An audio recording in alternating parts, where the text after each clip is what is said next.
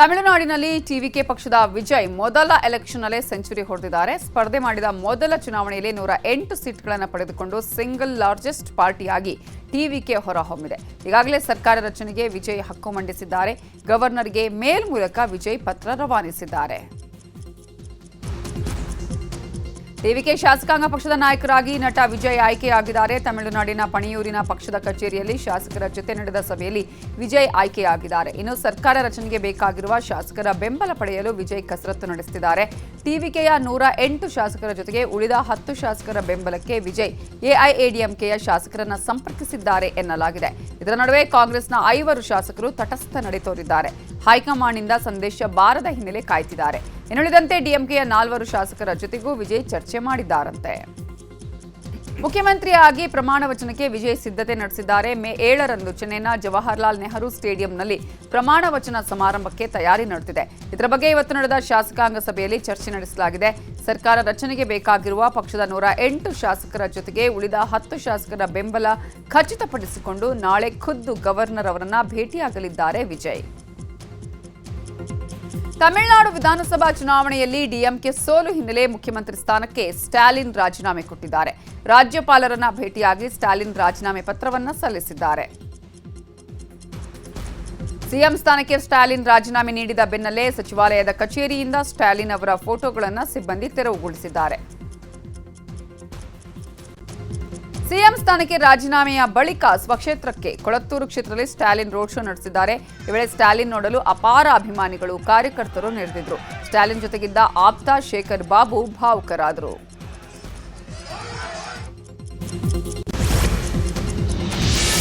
ಪಶ್ಚಿಮ ಬಂಗಾಳದಲ್ಲಿ ಬಿಜೆಪಿ ಪ್ರಚಂಡ ಬಹುಮತ ಸಾಧಿಸಿದೆ. ಟಿಎಂಸಿಯ 15 ವರ್ಷಗಳ ಆಡಳಿತ ಅಂತ್ಯ ಹಾಡಿ 207 ಕ್ಷೇತ್ರಗಳಲ್ಲಿ ಕಮಲ ಪಡೆ ಗೆದ್ದು ಬೀಗಿದೆ. ಇನ್ನು ಭವಾನಿಪುರ ಕ್ಷೇತ್ರದಲ್ಲಿ ಸ್ವತಃ ಮಮತಾ ಬ್ಯಾನರ್ಜಿಗೆ ಸೋಲಿನ ರುಚಿ ತೋರಿಸಿದ ಸುವೇಂದು ಅಧಿಕಾರಿ ಬಿಜೆಪಿಯ ಕಿಂಗ್ ಮೇಕರ್ ಆಗಿ ಹೊರಹೊಮ್ಮಿದ್ದಾರೆ.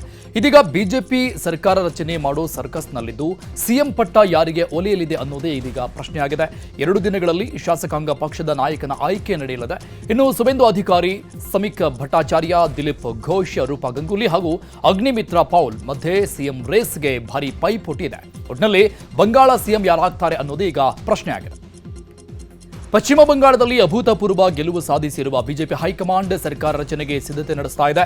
ಶಾಸಕಾಂಗ ಪಕ್ಷದ ನಾಯಕನ ಆಯ್ಕೆಗೆ ಕೇಂದ್ರ ವೀಕ್ಷಕರನ್ನಾಗಿ ಗೃಹ ಸಚಿವ ಅಮಿತ್ ಶಾ ಅವರನ್ನೇ ಪಕ್ಷ ನೇಮಿಸಿದೆ. ಸಹ ವೀಕ್ಷಕರನ್ನಾಗಿ ಒಡಿಶಾ ಮುಖ್ಯಮಂತ್ರಿ ಮೋಹನ್ ಚರಣ್ ಮಾಂಝಿ ಅವರನ್ನ ನೇಮಕ ಮಾಡಲಾಗಿದೆ. ಇನ್ನು ಅಸ್ಸಾಂನಲ್ಲಿ ಶಾಸಕಾಂಗ ಪಕ್ಷದ ನಾಯಕನ ಆಯ್ಕೆಗೆ ಕೇಂದ್ರ ಸಚಿವ ಜೆಪಿ ನಡ್ಡಾ ಅವರನ್ನ ಬಿಜೆಪಿ ಕೇಂದ್ರ ವೀಕ್ಷಕರನ್ನಾಗಿ ನೇಮಕ ಮಾಡಲಾಗಿದೆ.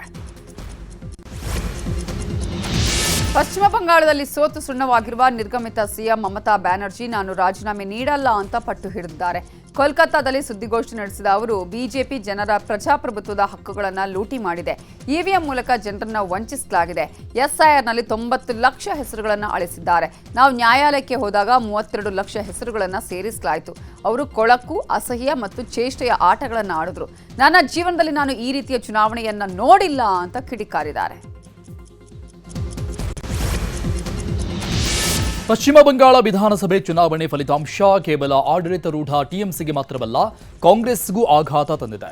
ಈ ಬಗ್ಗೆ ಎಕ್ಸ್ನಲ್ಲಿ ಪೋಸ್ಟ್ ಮಾಡಿರೋ ರಾಹುಲ್ ಗಾಂಧಿ, ಕಾಂಗ್ರೆಸ್ನ ಕೆಲವರು ಮತ್ತು ಇತರರು ಟಿಎಂಸಿಯ ಸೋಲಿನ ಬಗ್ಗೆ ಸಂತೋಷ ಪಡುತ್ತಿದ್ದಾರೆ. ಅವರು ಒಂದು ವಿಷಯ ಸ್ಪಷ್ಟವಾಗಿ ಅರ್ಥ ಮಾಡಿಕೊಳ್ಳಬೇಕು.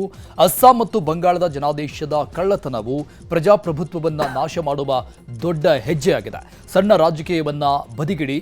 ಇದು ಒಂದು ಅಥವಾ ಇನ್ನೊಂದು ಪಕ್ಷದ ಬಗ್ಗೆ ಅಲ್ಲ, ಇದು ಭಾರತದ ಬಗ್ಗೆ ಅಂತ ಕುಟುಕಿದ್ದಾರೆ. ಇತ್ತ ಕೇರಳಂನಲ್ಲಿ ಕಾಂಗ್ರೆಸ್ ನಾಯಕರು ಒಬ್ಬೊಬ್ಬರು ಒಂದೊಂದು ಕಡೆ ಇದ್ದಾರೆ. ಸಿಎಂ ರೇಸಲ್ಲಿರೋ ವಿಡಿ ಸತೀಶನ್ ಎರ್ನಾಕುಲಂನಲ್ಲಿದ್ದರೆ, ರಮೇಶ್ ಚೆನ್ನತಲ ಮಲಪ್ಪುರಂನಲ್ಲಿದ್ದಾರೆ. ಕೆಪಿಸಿಸಿ ಅಧ್ಯಕ್ಷ ಸನ್ನಿ ಜೋಸೆಫ್ ಕಣ್ಣೂರಿನಲ್ಲಿದ್ದರೆ, ಅತ್ತ ಎಐಸಿಸಿ ಪ್ರಧಾನ ಕಾರ್ಯದರ್ಶಿ ವೇಣುಗೋಪಾಲ್ ಅಲೆಪ್ಪಿಯಲ್ಲಿದ್ದಾರೆ. ಸದ್ಯ ದೀಪಾದಾಸ್ ಮುನ್ಷಿ ತಿರುವನಂತಪುರಂನಲ್ಲಿದ್ದು ಎಲ್ಲ ಮಾಹಿತಿ ಪಡೆದಿದ್ದಾರೆ. ಇತ್ತ ಮುಸ್ಲಿಂ ಲೀಗ್ನಿಂದಲೂ ಕೆಲವು ಆಕಾಂಕ್ಷಿಗಳಿದ್ದು ಯುಡಿಎಫ್ ನಾಯಕರಿಗೆ ತಲೆನೋವಾಗಿದೆ. ಈ ಮಧ್ಯೆ ಇನ್ನೆರಡು ದಿನದಲ್ಲಿ ಸಿಎಂ ಅಭ್ಯರ್ಥಿ ಫೈನಲ್ ಆಗುವ ಸಾಧ್ಯತೆ ಇದೆ. ಇನ್ನು ಸಚಿವ ಜಮೀರ್ ಅಹಮದ್ ಖಾನ್ ಅವರು ಕೇರಳಂನ ಮಲಪ್ಪುರಂನಲ್ಲಿ ಇಂಡಿಯನ್ ಯೂನಿಯನ್ ಮುಸ್ಲಿಂ ಲೀಗ್ ಅಧ್ಯಕ್ಷ ಪಾಣಕ್ಕಾಡ್ ಸಾದಿಕ್ ಅಲಿ, ಶಿಹಾಬ್ ತಂಗಲ್, ಪಿಕೆ ಕುನಹಾಲಿಕುಟ್ಟಿ ಹಾಗೂ ಮುಸ್ಲಿಂ ಲೀಗ್ ಶಾಸಕರೊಂದಿಗೆ ಸಮಾಲೋಚನೆ ನಡೆಸಿದ್ದಾರೆ. ಈಗ ರಾಜಕೀಯದ ಪ್ರಮುಖ ಸುದ್ದಿ ನೋಡೋಣ. ಶೃಂಗೇರಿಯ ಚುನಾವಣಾ ರಿಸಲ್ಟ್ ಬಗ್ಗೆ ಸಿಎಂ ಸಿದ್ದರಾಮಯ್ಯ ಕಿಡಿಕಾರಿದ್ದಾರೆ. 255 ಮತಗಳನ್ನು ವ್ಯವಸ್ಥಿತವಾಗಿ ತಿದ್ದಲಾಗಿದೆ. ಪೋಸ್ಟಲ್ ವೋಟ್ಗಳನ್ನು ತಿದ್ದಿದ್ದಾರೆ.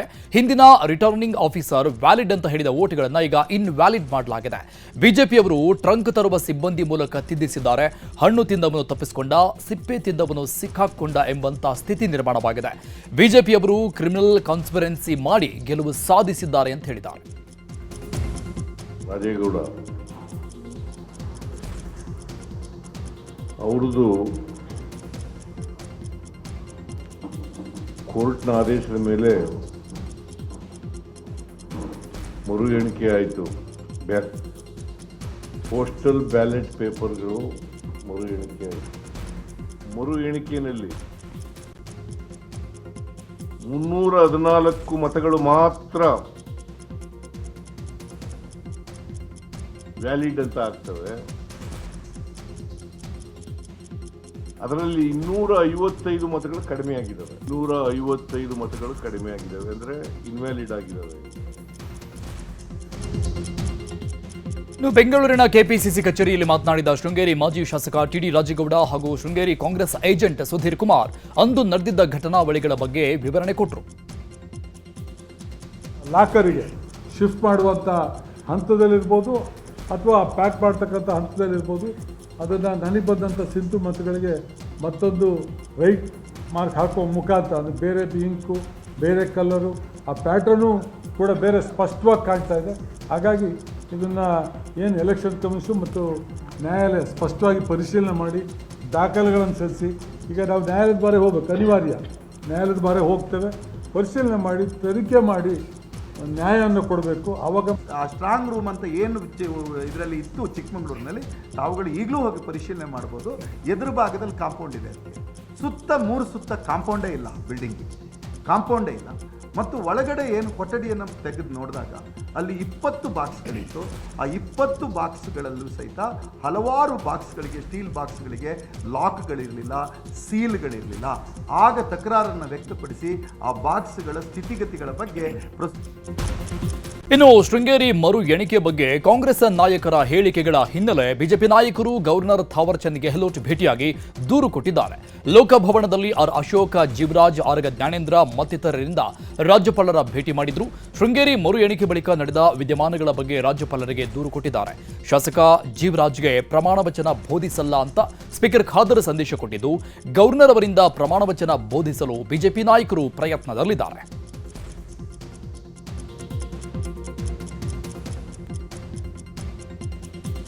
ಶೃಂಗೇರಿ ಕ್ಷೇತ್ರದಲ್ಲಿ ವೋಟ್ ಡಕಾಯಿತಿ ಎಂಬ ಸಿಎಂ ಆರೋಪಕ್ಕೆ ಕೇಂದ್ರ ಸಚಿವ ವಿ ಸೋಮಣ್ಣ ತಿರುಗೇಟು ಕೊಟ್ಟಿದ್ದಾರೆ. ರಾಮನಗರದಲ್ಲಿ ಮಾತನಾಡಿದ ಅವರು, ಕೋರ್ಟ್ ಆದೇಶದಂತೆ ಮರು ಎಣಿಕೆ ಆಗಿದೆ. ಸಿದ್ದರಾಮಯ್ಯ 2 ಬಾರಿ ಸಿಎಂ ಆಗಿದ್ರೂ ಸಣ್ಣತನ ಬಿಟ್ಟಿಲ್ಲ ಅಂತ ಕಿಡಿಕಾರಿದರು. ಕೂಡ ಮುಕ್ತಾಯ ಆಗಿದೆ, ಚುನಾವಣೆ ನಡೆದಿದೆ, ಮತ ಪಂಥದೊಳಗೆ ಎಣಿಕೆ ಆಗಿದೆ. ಅದು ಕೋರ್ಟಿನ ಆದೇಶದ ಮೇರೆಗೆ ಎಲ್ಲವೂ ಕೂಡ ಮುಕ್ತಾಯ ಆಗಿದೆ. ಅದನ್ನು ಅವರು ಮಾಹಿತಿ ಕಳಿಸ್ಕೊಟ್ಟಿದ್ದಾರೆ. ಏನಾಯಿತು ಎತ್ತಾಯಿತು ಅನ್ನೋದು ಬಿಟ್ಟು ಏನು ಉಳಿದಿಲ್ವಲ್ಲ ಅವ್ರದ್ದು. ಆ ಉಳಿದಿರೋದಕ್ಕೆ ಏನೋ ಬಾಯಿಗೆ ಬಂದಿದ್ದು ಮಾತನಾಡೋದು.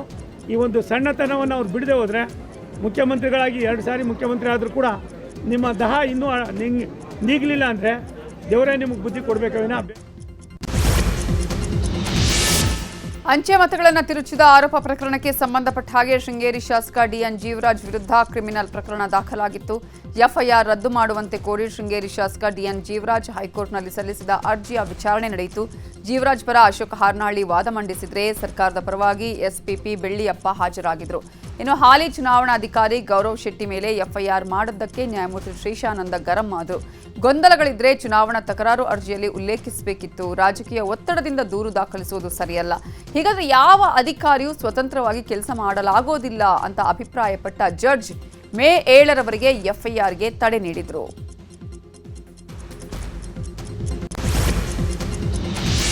ದಾವಣಗೆರೆ ಹಾಗೂ ಬಾಗಲಕೋಟೆ ಬೈ ಎಲೆಕ್ಷನ್ನಲ್ಲಿ ಕಾಂಗ್ರೆಸ್ ಅಭ್ಯರ್ಥಿಗಳು ಗೆಲುವು ಸಾಧಿಸಿದ್ದಾರೆ. ಅವರಿಗೆ ಅಭಿನಂದನೆಗಳು ಅಂತ ಸಿಎಂ ಸಿದ್ದರಾಮಯ್ಯ ಹೇಳಿದರು. ಬೆಂಗಳೂರಲ್ಲಿ ಮಾತನಾಡಿದ ಅವರು, ಉಪಚುನಾವಣೆಗಳಲ್ಲಿ ಗೆಲುವು ನೋಡಿದರೆ ನಮ್ಮ ಕಾರ್ಯಕ್ರಮಗಳನ್ನು ಜನ ಒಪ್ಪಿದ್ದಾರೆ. ನಮ್ಮ ಪಕ್ಷದ ಮೇಲೆ ಜನತೆ ವಿಶ್ವಾಸ ಇಟ್ಟಿದ್ದಾರೆ. ನುಡಿದಂತೆ ನಡೀತಾರೆ ಅಂತ ಭಾವಿಸಿದ್ದಾರೆ ಅನ್ನೋದು ಗೊತ್ತಾಗಿದೆ. ಮುಂದಿನ ಚುನಾವಣೆಗೆ ಇದು ದಿಕ್ಸೂಚಿ ಅಂತ ಬಿಜೆಪಿಯವರು ಹೇಳ್ತಾ ಇದ್ರು. ಹಾಗಾದ್ರೆ ಅವರ ಪ್ರಕಾರ 2028ಕ್ಕೂ ನಾವೇ ಗೆಲ್ತೀವಿ ಅನ್ನೋದು ಖಚಿತವಾಯ್ತಲ್ಲ ಅಂದಿದ್ದಾರೆ.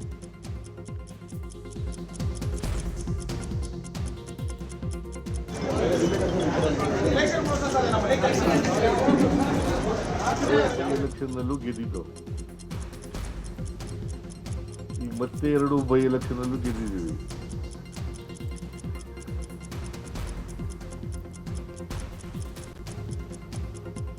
ಅದರರ್ಥ ಇನ್ನು ದಾವಣಗೆರೆ ಉಪಚುನಾವಣೆ ಸಂಬಂಧ ಜಬ್ಬಾರ್ ಹಾಗೂ ನಸೀರ್ ಅಹಮದ್ ವಿರುದ್ಧ ಕೆಪಿಸಿಸಿ ಕೈಗೊಂಡ ಕ್ರಮ ಸರಿಯಾಗಿದೆ ಅಂತ ಸಿಎಂ ಸಿದ್ದರಾಮಯ್ಯ ಸಮರ್ಥನೆ ಮಾಡಿಕೊಂಡರು.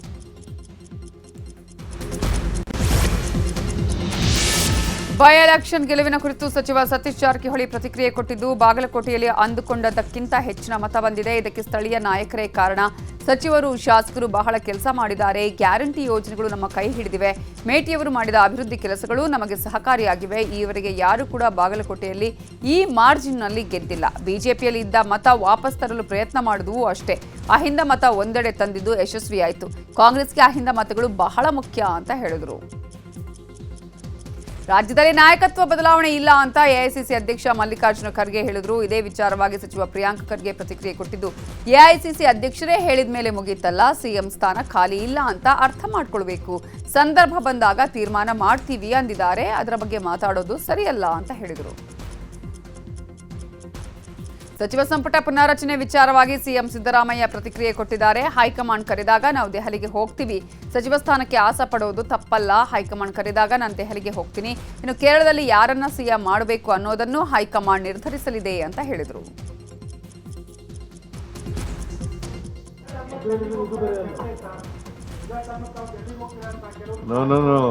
ಹೈಕಮಾಂಡ್ ಕರೆದಾಗ ಹೋಗ್ತೀವಯ್ಯ, ಕರೆದಾಗ. ಚಿತ್ರದುರ್ಗದಲ್ಲಿ ಬಿಎಸ್ವೈ ಅಭಿಮಾನೋತ್ಸವ ನಡೆಯಲಿದೆ. ಕಾರ್ಯಕ್ರಮಕ್ಕೆ ಕೇಂದ್ರ ಗೃಹ ಸಚಿವ ಅಮಿತ್ ಶಾ ಆಗಮಿಸಲಿದ್ದಾರೆ. ಈ ಹಿನ್ನೆಲೆಯಲ್ಲಿ ಬೆಂಗಳೂರು ಶಾಸಕರ ತಂಡ ಕಾರ್ಯಕ್ರಮ ಸ್ಥಳಕ್ಕೆ ಭೇಟಿ ಕೊಟ್ಟು ಪರಿಶೀಲನೆ ಮಾಡಿತು. ಶಾಸಕರಾದ ಎಸ್ಆರ್ ವಿಶ್ವನಾಥ್, ಮುನಿರತ್ನ, ಕೆ ಗೋಪಾಲಯ್ಯ ಸೇರಿ ಹಲವರು ಸ್ಥಳಕ್ಕೆ ಭೇಟಿ ಕೊಟ್ಟು ಊಟದ ವ್ಯವಸ್ಥೆ ಬಗ್ಗೆ ಪರಿಶೀಲನೆ ಮಾಡಿದರು. ಊಟದ ಮೆನು ಬಗ್ಗೆ ಚರ್ಚೆ ನಡೆಸಿದ ಶಾಸಕರು ಬಾಣಸಿಗರಿಂದ ವ್ಯವಸ್ಥೆ ಕುರಿತಂತೆ ಚರ್ಚೆ ಮಾಡಿದ್ದಾರೆ. ಇನ್ನು ಅಭಿಮಾನೋತ್ಸವದಲ್ಲಿ ಸುಮಾರು 10 ಲಕ್ಷ ಜನರಿಗೆ ಊಟದ ವ್ಯವಸ್ಥೆ ಮಾಡಲಾಗ್ತಾ ಇದೆ. ಯಡಿಯೂರಪ್ಪನವರ ಸಾಧನೆ ಬಹುಶಃ ಈ ರಾಜ್ಯ ಕಂಡಂಥ ಒಂದು ರೈತ ಹೋರಾಟಗಾರರು ಕೊಟ್ಟ ಮಾತಿನಂತೆ ನಡ್ಕೊಳ್ಳೋವಂಥವ್ರು ಭಾಳ ಅಪರೂಪ ರಾಜಕಾರಣದಲ್ಲಿ. ಏನಾದರೂ ಒಂದು ವೇಳೆ ರಾಜಕಾರಣದಲ್ಲಿ ಕೊಟ್ಟ ಮಾತಿನಂತೆ ನಡ್ಕೊಳ್ತಾರೆ, ನಂಬುದವ್ರನ್ನ ಕೈ ಬಿಡಲ್ಲ ಅನ್ನೋ ಒಂದು ಹೆಸರು ಯಾರಿಗನ್ನ ಇದ್ದರೆ ಆ ಮೊದಲನೇ ಸಾಲಿನಲ್ಲಿ ಯಡಿಯೂರಪ್ಪನವ್ರು ಇರ್ತಾರೆ. ಯಡಿಯೂರಪ್ಪನವರ ಸಾಧನೆ. ಈಗ ರಾಜ್ಯದ ವಿದ್ಯಮಾನಗಳನ್ನು ನೋಡೋಣ. ರಾಜ್ಯದಲ್ಲಿ ಮಳೆ ಮುಂದುವರೆದಿದೆ. ಬೆಳಗಾವಿ ನಗರದಲ್ಲಿ 1 ಗಂಟೆಗೂ ಹೆಚ್ಚು ಕಾಲ ಜೋರು ಮಳೆ ಸುರಿದಿದೆ. ಗುಡುಗು ಗಾಳಿ ಸಹಿತ ಜೋರು ಮಳೆ ಸುರಿದಿದ್ದು ವಾಹನ ಸವಾರರು ಮತ್ತು ವಿದ್ಯಾರ್ಥಿಗಳು ಪರದಾಡಿದ್ರು. ಸಿಲಿಕಾನ್ ಸಿಟಿ ಬೆಂಗಳೂರಲ್ಲೂ ಅನೇಕ ಕಡೆ ತುಂತುರು ಮಳೆಯಾಗಿದೆ. ವಿಧಾನಸೌಧ, ಟೌನ್ ಹಾಲ್, ಕೆಆರ್ ಮಾರುಕಟ್ಟೆ, ಮೈಸೂರು ಬ್ಯಾಂಕ್ ಸರ್ಕಲ್, ಹಲ್ಸೂರು ಸುತ್ತಮುತ್ತ ಮಳೆಯಾಗಿದೆ. ಕೆಆರ್ ಮಾರ್ಕೆಟ್ನಲ್ಲಿ ಛತ್ರಿ ಹಿಡಿದು ವ್ಯಾಪಾರಿಗಳು ವ್ಯಾಪಾರ ಮಾಡಿದ್ದು ಕಂಡುಬಂತು. ಬೆಂಗಳೂರು ನಗರದಾದ್ಯಂತ ಮೋಡ ಮುಸುಕಿದ ವಾತಾವರಣ ಇದ್ದು ವ್ಯಾಪಕ ಮಳೆಯಾಗುವ ಸಾಧ್ಯತೆ ಇದೆ.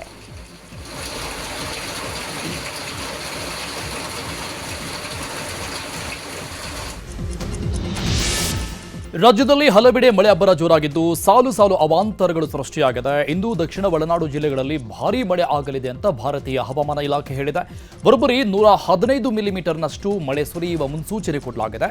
ಬೆಂಗಳೂರು ಸೇರಿದಂತೆ ಕೋಲಾರ, ಮೈಸೂರು, ಚಾಮರಾಜನಗರ, ಮಂಡ್ಯ, ಚಿಕ್ಕಬಳ್ಳಾಪುರ, ಬೆಂಗಳೂರು ದಕ್ಷಿಣ ಜಿಲ್ಲೆಗಳಲ್ಲಿ ಭಾರೀ ಮಳೆಯಾಗುವ ಸಾಧ್ಯತೆ ಇದೆ. ಜನರು ಮುನ್ನೆಚ್ಚರಿಕೆ ತೆಗೆದುಕೊಳ್ಳುವಂತೆ ಹವಾಮಾನ ತಜ್ಞರು ಸೂಚನೆ ಕೊಟ್ಟಿದ್ದಾರೆ. ರಾಜ್ಯ ರೈತ ಸಂಘ ಹಾಗೂ ಕೊಪ್ಪಳದ ಪ್ರಗತಿಪರ ಸಂಘಟನೆಗಳು ಕೊಪ್ಪಳದಲ್ಲಿ ಬೃಹತ್ ಪ್ರತಿಭಟನೆ ಹಮ್ಮಿಕೊಂಡಿದ್ವು. ಬಸಾಪುರ ಕೆರೆ ಒತ್ತುವರಿ ತೆರವು ಮಾಡಬೇಕು ಅಂತ ಆಗ್ರಹಿಸಿ ಬಿಎಸ್ಪಿಎಲ್ ಕಾರ್ಖಾನೆ ಮುಂದೆ ಪ್ರತಿಭಟನೆ ನಡೆಸಲಾಯಿತು. ಈ ವೇಳೆ ಬಸಾಪುರ ಬಳಿ ಜಾನುವಾರುಗಳೊಂದಿಗೆ ಜನರು ಜಮಾಯಿಸಿದ್ದು ಕಾರ್ಖಾನೆ ಕೆರೆಗೆ ಮುತ್ತಿಗೆ ಹಾಕಲು ಯತ್ನಿಸಿದರು.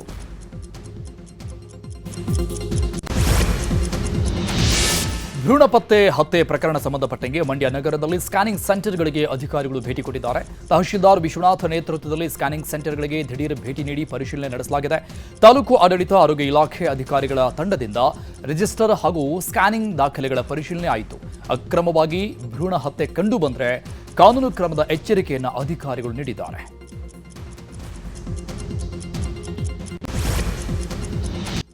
ಈಗ ಕ್ರೈಮ್ ಲೋಕದ ಸುದ್ದಿ ನೋಡೋಣ. ಬೀದರ್ನಲ್ಲಿ ಅಕ್ರಮ ಮರಳು ಮಾಫಿಯಾ ಜೋರಾಗಿದೆ. ಮರಳು ಲಾರಿ ತಡೆದಿದ್ದಕ್ಕೆ ಅಧಿಕಾರಿಗಳ ಮೇಲೇನೆ ಹಲ್ಲೆ ಮಾಡಲಾಗಿದೆ. ಔರಾದ್ ಪಟ್ಟಣದ ಮುಖ್ಯ ರಸ್ತೆಯಲ್ಲಿ ಅಕ್ರಮವಾಗಿ ಮರಳು ಸಾಗಾಟ ಮಾಡುತ್ತಿದ್ದ ಲಾರಿಯನ್ನ ಗಣಿ ಮತ್ತು ಭೂವಿಜ್ಞಾನ ಇಲಾಖೆ ಅಧಿಕಾರಿಗಳು ತಡೆದಿದ್ದಾರೆ. ಈ ವೇಳೆ ಅಧಿಕಾರಿಗಳಾದ ವಿಶ್ವನಾಥ್ ಹಾಗೂ ಲೋಕೇಶ್ ಮೇಲೆ ಹಲ್ಲೆ ನಡೆದಿದ್ದು, ಲಾರಿ ಮಾಲೀಕ ಚಂದರ್ ಅನ್ನುವಾತ ಹಲ್ಲೆ ಮಾಡಿ ಅವಾಚ್ಯ ಶಬ್ದಗಳಿಂದ ನಿಂದಿಸಿದ್ದಾನೆ ಅಂತ ಆರೋಪಿಸಲಾಗಿದೆ.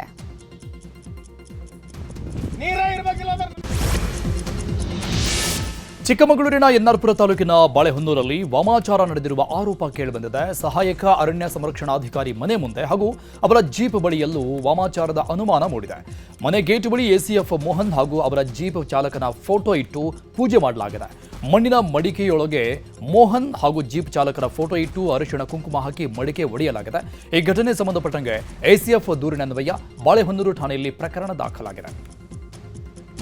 ಇನ್ನು ಮತ್ತೊಂದು ಕಡೆ ಜಮೀನು ವಿವಾದ ಹಿನ್ನೆಲೆಯಲ್ಲಿ ವಿವಾದಿತ ಜಮೀನಿಗಾಗಿ ಕಿಡಿಗೇಡಿಗಳು ವಾಮಾಚಾರ ಮಾಡಿದ್ದಾರೆ ಎನ್ನಲಾಗಿದೆ. ಈ ಘಟನೆ ಕೋಲಾರ ತಾಲೂಕಿನ ನಾಗನಾಳ ಗ್ರಾಮದಲ್ಲಿ ನಡೆದಿದೆ. ನಾಗನಾಳ ಗ್ರಾಮದ ಶಂಕರ್ ಅನ್ನೋರು ನಿರ್ಮಾಣ ಮಾಡ್ತಾ ಇದ್ದ ಶೆಡ್ನಲ್ಲಿ ಪಾಪಣ್ಣ ನಾರಾಯಣಸ್ವಾಮಿ ಅನ್ನೋರು ವಾಮಾಚಾರ ಮಾಡಿರುವ ಶಂಕೆ ವ್ಯಕ್ತವಾಗಿದೆ. ಶಂಕರ್ ಹಾಗೂ ಪಾಪಣ್ಣ ಕುಟುಂಬದ ಮಧ್ಯೆ ಜಮೀನು ವಿವಾದ ಇದೆ. ಹೀಗಾಗಿ ಶೆಡ್ ನಿರ್ಮಾಣ ನಿಲ್ಲಿಸಲು ವಾಮಾಚಾರ ಮಾಡಿ ಕಡ್ಡಿ, ಕಲ್ಲು, ನಿಂಬೆಹಣ್ಣು ಕಟ್ಟಿದ್ದಾರೆ ಅಂತ ಈಗ ಶಂಕರ್ ಕುಟುಂಬಸ್ಥರು ಆರೋಪಿಸಿದ್ದಾರೆ. ಇಂದು ಚಂಡೀಗಢ ವಿಮಾನ ನಿಲ್ದಾಣದಲ್ಲಿ ಭಾರಿ ದುರಂತವೊಂದು ತಪ್ಪಿದೆ. ಇಂಡಿಗೋ ವಿಮಾನದ ಬ್ಯಾಟರಿ ಬಾಕ್ಸ್ನಲ್ಲಿ ಬೆಂಕಿ ಕಾಣಿಸಿಕೊಂಡು ಪ್ರಯಾಣಿಕರು ಆತಂಕಗೊಂಡಿದ್ರು.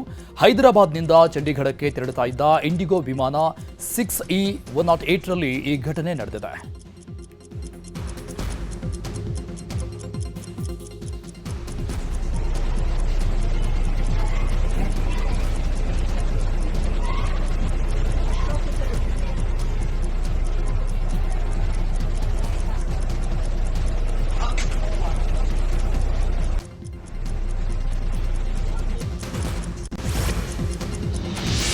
ಉತ್ತರ ಭಾರತದ ಹಲವೆಡೆ ಭಾರಿ ಮಳೆಯಾಗ್ತಿದೆ. ರಾಷ್ಟ್ರ ರಾಜಧಾನಿ ದೆಹಲಿಯ ಕೆಲವು ಭಾಗಗಳಲ್ಲಿ ಆಲಿಕಲ್ಲು ಸಹಿತ ಭಾರಿ ಮಳೆಯಾಗಿದೆ. ದ್ವಾರಕಾದಲ್ಲಿ ಮಳೆಯಿಂದ ಜನಜೀವನ ಅಸ್ತವ್ಯಸ್ತವಾಗಿತ್ತು.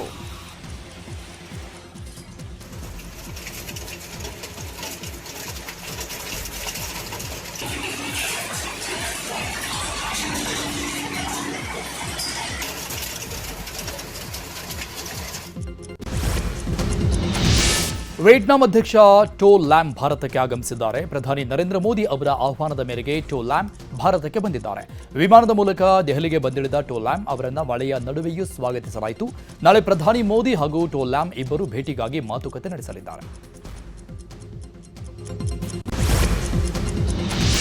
ಇಬ್ಬರು ಭಾರತೀಯ ಪತ್ರಕರ್ತರು ಪ್ರತಿಷ್ಠಿತ ಪುಲಿಟ್ಜರ್ ಅಂತಾರಾಷ್ಟ್ರೀಯ ಗೌರವಕ್ಕೆ ಪಾತ್ರರಾಗಿದ್ದಾರೆ. ಡಿಜಿಟಲ್ ಸರ್ವೆಲೆನ್ಸ್ ಹಾಗೂ ಸೈಬರ್ ಫ್ರಾಡ್ ಸಂಬಂಧಿತ ವರದಿಗೆ ಆರ್.ಕೆ. ಆನಂದ್ ಹಾಗೂ ಸುಪ್ರಾನಾ ಶರ್ಮಾಗೆ ಗೌರವ ಸಂದಿದೆ.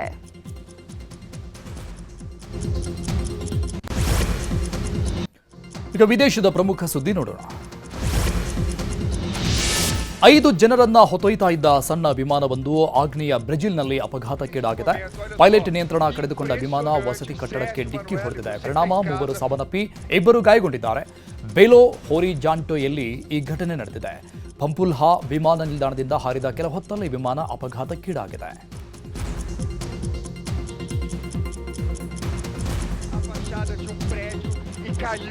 São essas as imagens que você está acompanhando aí neste momento. Olha só, impressionante. Sérgio, Manuela e você que está em casa.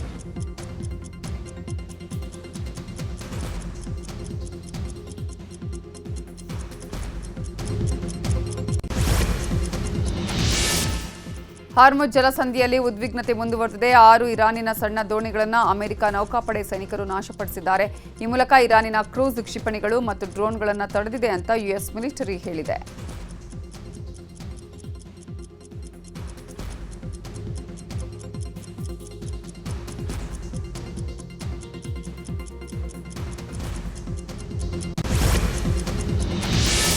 ಮೆಕ್ಸಿಕೋದಲ್ಲಿ landing ವೇಳೆ ಸೇನಾ ಹೆಲಿಕಾಪ್ಟರ್ ಪತನವಾಗದ ಹೆಲಿಪ್ಯಾಡ್ನಲ್ಲಿ ಮೆಕ್ಸಿಕನ್ ನೌಕಾಪಡೆಗೆ ಸೇರಿದ ಹೆಲಿಕಾಪ್ಟರ್ನಲ್ಲಿ ಪವರ್ ಸಪ್ಲೈ ಕಡಿತಗೊಂಡಿದೆ. ಹೀಗಾಗಿ ಎಂಜಿನ್ ವಿಫಲವಾಗಿ ನೆಲಕ್ಕಪ್ಪಳಿಸಿದೆ.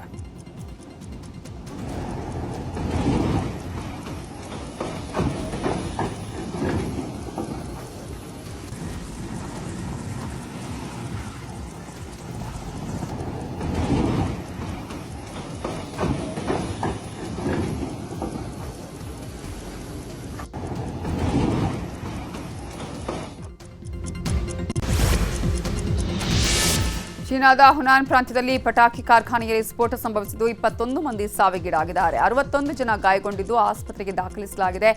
ಜಾಮ್ಖ್ಯಾ ಎಂಬಲ್ಲಿ ಈ ಒಂದು ದುರ್ಘಟನೆ ನಡೆದಿದ್ದು, ಈ ಸಂಬಂಧ ಚೀನಾ ಅಧ್ಯಕ್ಷ ಜಿನ್ಪಿಂಗ್ ತನಿಖೆಗೆ ಆದೇಶವನ್ನ ಮಾಡಿದ್ದಾರೆ.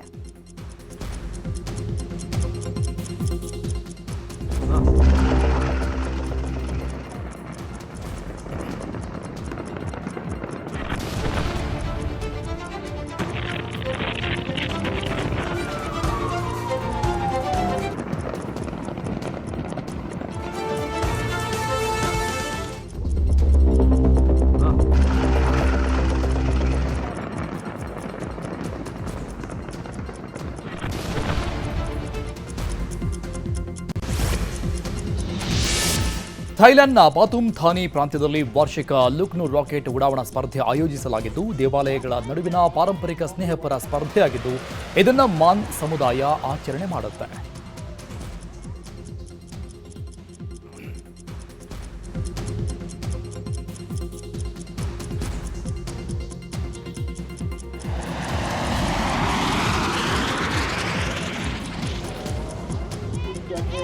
วัดที่เป็นพลังของหลวงนะครับ